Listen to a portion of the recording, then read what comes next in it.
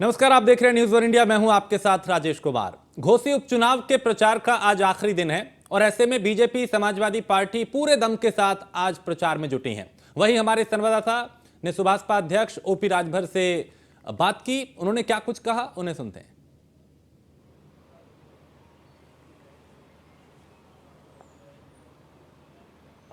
देखिए राजेश, हमारे साथ इसमें ओम प्रकाश राजभर जी हैं, सुभाषपा के राष्ट्रीय अध्यक्ष, वो जुड़ गए हैं। हम उनसे सीधे बात करेंगे कि आज आखिरी दिन क्या घोसी के रण को जीतने के लिए कौन सी रणनीति अपनाने वाले हैं, उनसे हम बात करेंगे। राजभर जी, बहुत बहुत स्वागत है न्यूज़ वन इंडिया पे। क्या रणनीति आज आखिरी दिन है प्रचार का, क्योंकि माना जा रहा है कि आप न खाली दारा सिंह चौहान का बल्कि सुभाषपा के लिए भी एक प्रतिष्ठा का ये चुनाव माना जा रहा है घोसी का। देखिए, यहाँ लड़ाई नाम की कोई चीज़ रह नहीं गई है।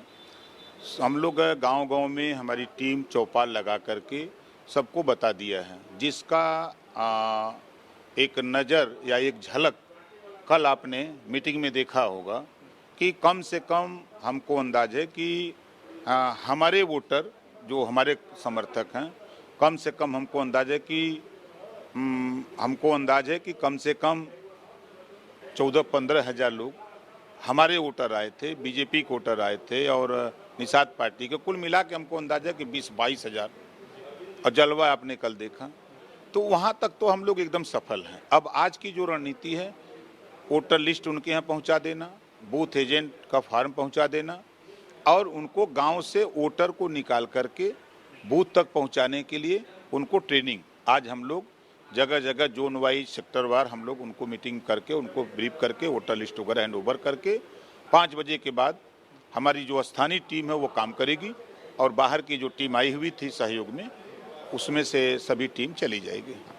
क्योंकि आज ब्रजेश पाठक जो कि डिप्टी सीएम है उत्तर प्रदेश के, उन्होंने एक प्रेस कॉन्फ्रेंस की अपने आवास पे लखनऊ में। उन्होंने कहा कि सुधाकर सिंह के बेटे ने पुलिस को धमकाया है, उनकी गिरफ्तारी की मांग की है और निष्पक्ष चुनाव उसको लेके निर्वाचन आयोग से भी शिकायत करेंगे।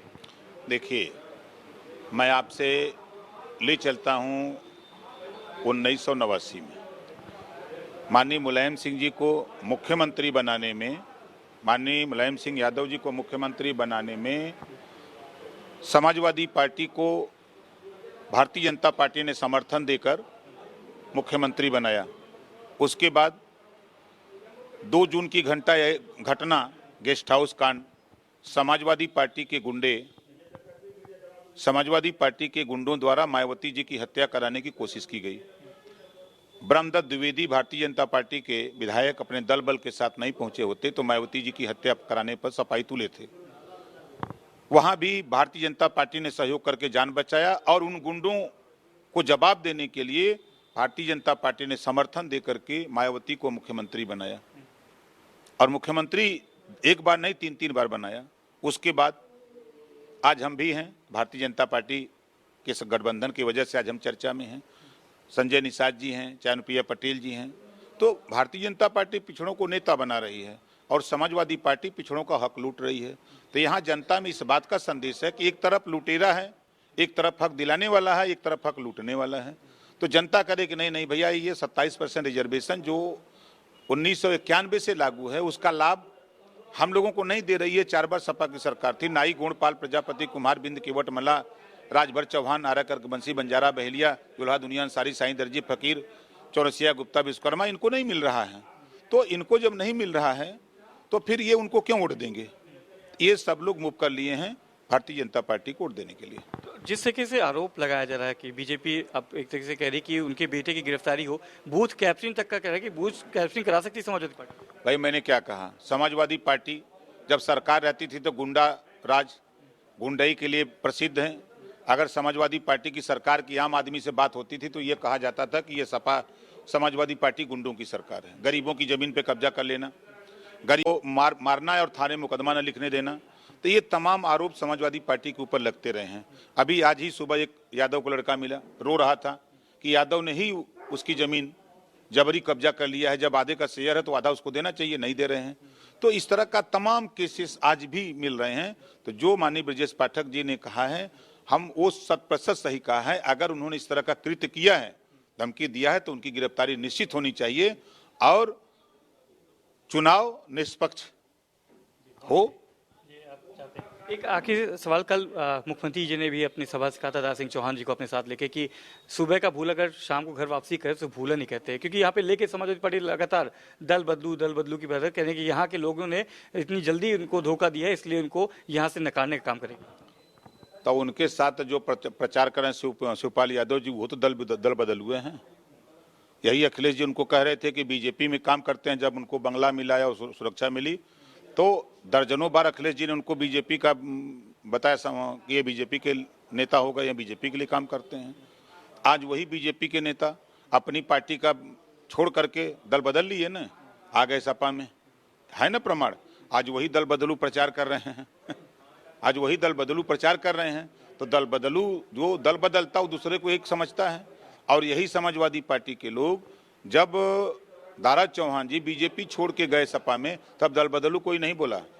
कोई मर्द समाजवादी पार्टी में नहीं था कि जो मर्द ये कह सका हो मऊ का या घोसी का कि नहीं दारा चौहान बीजेपी के, हम इनको टिकट मत दीजिए। अखिलेश जी के सामने किसी की हिम्मत पड़ी बोलने की? आज लोग बहुत चिल्ला रहे हैं। तो ये जब उनके ऊपर बीतती है तब उनको तकलीफ होती है, जब दूसरे के ऊपर आता है तब उनको अच्छा लगता है। तो वहाँ जो अपमान झेल रहे थे, घुटन महसूस कर रहे थे, तो अच्छा समझा कि उन्होंने इस्तीफा देकर के रिजाइन देकर समाज के हित के लिए, भलाई के लिए उन्होंने बीजेपी ज्वाइन किया। चूंकि बीजेपी की सरकार है, सरकार में रह के ही समाज का भला किया जा सकता है, तो उन्होंने तो अच्छा काम किया है। एक आखिरी सवाल, क्योंकि आप रोज एक मार्जिन देते हैं, तो आज भी मैं पूछूंगा कि आज के बाद अब क्योंकि चुनाव आचार संहिता पूरी तरह से लागू जाएगी, परसों वोटिंग होनी है, जीत का मार्जिन आज राजभर जी बता रहे हैं ये फाइनल मार्जिन? देखिए, आज लगभग हम 65 से 70 हजार तक पहुंच चुके। यहाँ परीक्षा है, समाजवादी क्या इस पार्टी को परीक्षा कोई में वोट पास देने होंगे? को तैयार नहीं है। मुसलमान भी नाराज है उनसे। यादव में भी प्रत्याशी को लेकर के आपको बता दूं 25 से 30% वोट यादव, जो 25 से 30% यादव, वो जा रहा है बीजेपी को, रिएक्शन में वोट दे रहा है। जिस तरह कांग्रेस का प्रत्याशी खड़ा था, रिएक्शन में उसको एक सवाल और लोगों ने पूछेगा 22,000 मनीष वोट कि दिया था, ये वो दारा रिएक्शन सिंह से था, ज्यादा वो राजभर की आज भी परीक्षा है, क्या राजभर और इसमें वो पास रिएक्शन होंगे? था। जी क्या एक बार सवाल फिर से अपना सवाल ये कि ये दारा सिंह से ज्यादा बड़ी परीक्षा राजभर जी के लिए भी है, क्या इस परीक्षा में पास होंगे वो? जी हमारे एंकर आपसे पूछ रहे हैं कि ये चुनाव दारा सिंह से ज्यादा बड़ी परीक्षा राजभर जी के लिए है, ओम प्रकाश जी पास हो जाएंगे? पास तो मैं उसी दिन हो गया जिस दिन दारा जी का नामांकन कराया। आपने देखा होगा कि जो शिवपाल जी, रामगोपाल जी, अखिलेश जी, तीनों लोगों के बयान आए, एक चिल्लर उनके साथ चला गया।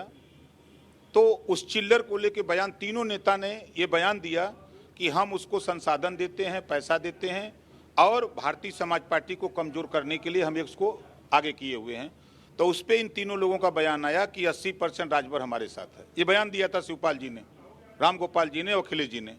और जब 16 तारीख को नॉमिनेशन हुआ तो नॉमिनेशन के बाद वही शिवपाल जी ने कहा इस भीड़ में तो खाली राजभर की भीड़ थी। शिवपाल जी का बयान आया। और कल आप सभी लोग, कल आपने देखा, कल आप सभी लोगों ने देखा कि क्या स्थिति है। यहाँ सच्चाई है कि समाजवादी पार्टी को कोई वोट देने को तैयार नहीं है। बता तो रहा हूं कि मुसलमान बीजेपी को वोट दे रहा है, और तो छोड़ दीजिए।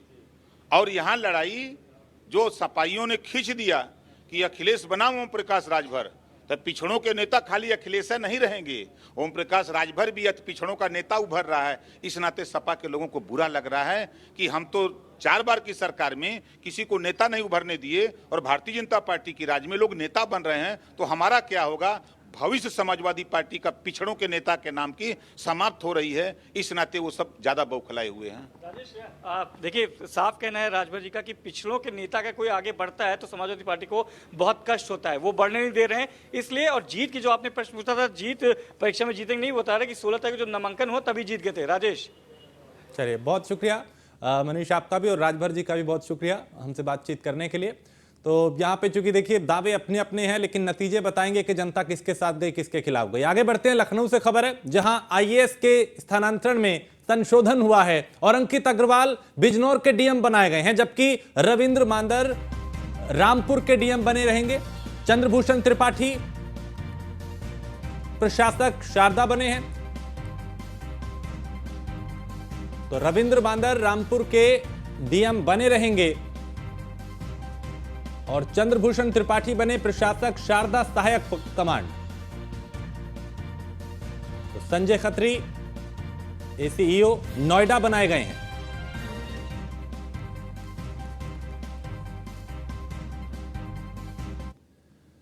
और दिल्ली में प्रगति मैदान के नजदीक लोकल ट्रेन पटरी से उतरी। हादसे के वक्त ट्रेन में सवार थी सवारियां, यानी कई लोग इसमें सवार थे। हादसे में किसी के हताहत होने की खबर नहीं, ये राहत की बात रही। पलवल से नई दिल्ली जा रही थी ये ट्रेन, यानी ये लोकल एएमयू जिसे कहते हैं, ये पटरी से उतरी और हादसे में किसी तरह की जान का नुकसान नहीं, ये एक बहुत बड़ी राहत की बात। लेकिन चूंकि इस ट्रेन में भी हजारों यात्री रोजाना सफर करते हैं दिल्ली से मथुरा पलवल, इस रूट पे, और ये ट्रेन जो है वो हादसे का शिकार हुई। तो प्रगति मैदान के पास ये लोकल ट्रेन जो है एएमयू, ये पटरी से उतरी। पीयूष इस पे ज्यादा जानकारी देंगे। पीयूष, अभी इसको लेके क्या जानकारी मिल पा रही है? बिल्कुल, अगर हम बात करें तो प्रगति मैदान के नजदीक जो लोकल ट्रेन है वो कहीं ना कहीं पटरी से उतरी थी और अब बताया जा रहा है कि इस ट्रेन में तमाम जो सवारियां हैं वो भी कहीं ना कहीं मौजूद थी, लेकिन अभी फिलहाल जो जानकारी मिल रही है वो इसमें किसी भी तरीके से किसी की जान का नुकसान नहीं हुआ है। और हालांकि कुछ लोग हल्के से घायल जरूर बताया जा रहे हैं। इसके साथ ही बताया जा रहा है कि ये ट्रेन पलवल से नई दिल्ली की तरफ आ रही थी और जो प्रशासनिक अधिकारी है, रेलवे के अधिकारी हैं, वो भी मौके पर पहुंचे हुए हैं और किस तरीके से ये कहाँ इसमें चूक हुई इसको लेकर कहीं ना कहीं जांच कर रहे हैं। इसके साथ ही बताया जा रहा है कि 9:47 का समय बताया जा रहा है। 5वें नंबर का जो कोच है वो कहीं ना कहीं डिरेल हुआ है। तो निश्चित रूप से ट्रेन का की अगर हम बात करें तो सभी पैसेंजर इसमें पूरी तरीके से सेफ है। इसके साथ ही यही बताया जा रहा है कि इसको ठीक कराने के लिए तमाम जो कवायद है, यानी कि जो ट्रेन डिरेल हुई है उसको किस तरीके से पटरी पर लाया जाए, इसको लेकर कवायद जो है वो रेलवे की ओर से की जा रही है। निश्चित रूप से पता लगाने की कोशिश की जाएगी कि आखिर इसमें कौन जिम्मेदार व्यक्ति है, क्योंकि ये बड़ा हादसा भी हो सकता था, लेकिन किसी की जान नहीं गई है। लेकिन रेलवे पर निश्चित रूप से सवाल उठेंगे, लेकिन अब तमाम जो अधिकारी हैं रेलवे के वो मौके पर पहुंचे हुए हैं और कहीं ना कहीं जांच करेंगे कि आखिर ये ट्रेन डिरेल कैसे हो गई, यानी कि पटरी से कैसे उतर गई। बहुत शुक्रिया पीयूष जानकारी के लिए। तो राहत की बात यह हुई कि जो यात्री इसमें सवार थे वो पूरी तरह से सुरक्षित हैं।